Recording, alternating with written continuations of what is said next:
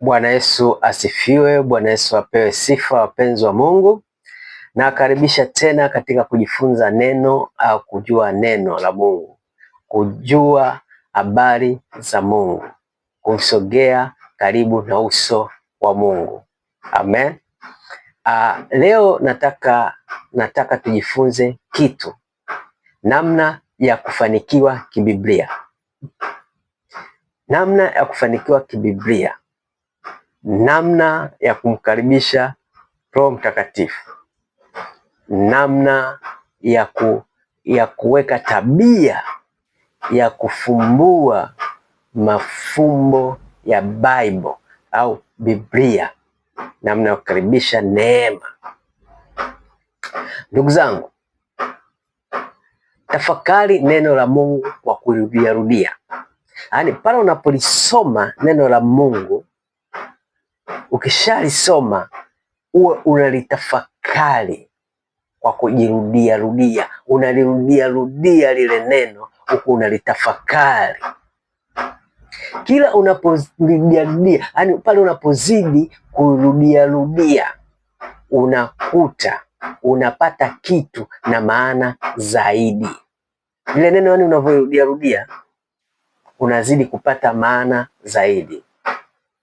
Kuna ufunuo utapata hapo unaporudia.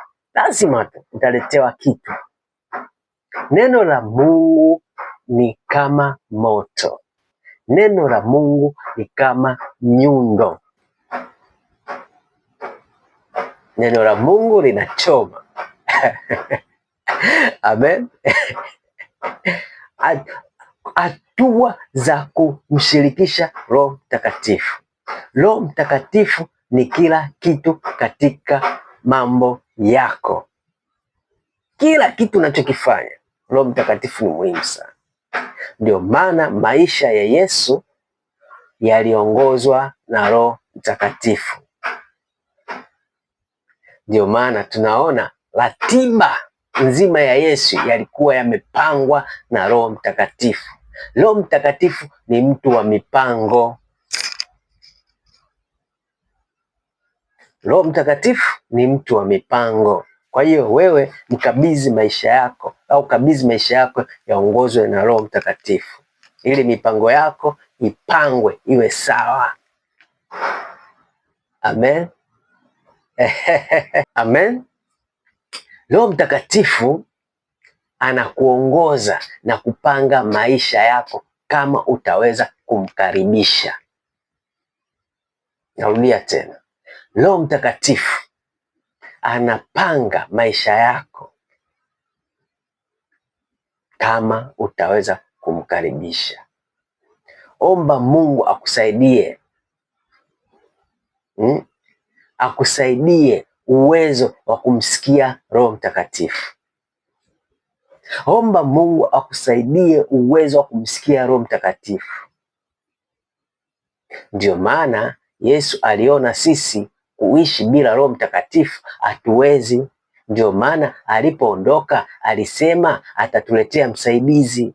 Msaidizi huyo ni Roho Mtakatifu.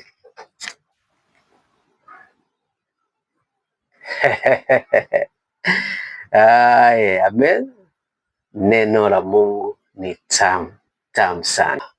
Njia 3 za kumsikia Roho Mtakatifu.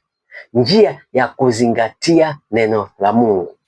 Kwenye kitabu cha Zaburi, neno la Mungu limewekwa kinywani mwako, na neno hilo ni Yesu. Neno hilo ni Mungu. Kwa hiyo njia ya kuzingatia kumsikia Roho Mtakatifu kwanza ni neno la Mungu. Pili, kusikiliza watumishi wa Mungu. Mtumishi aliyeteuliwa na Mungu. 3, kusikiliza katika maombi, taarifa zinazokuja katika maombi. Roho Mtakatifu ni nani?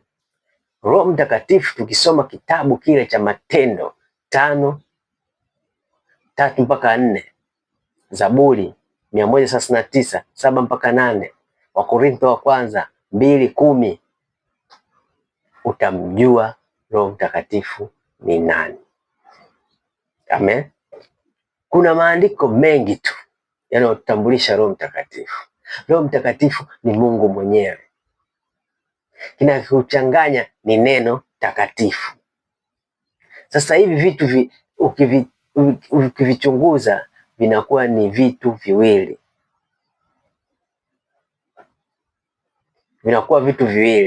yaani roho na takatifu, sababu Mungu ni sifa.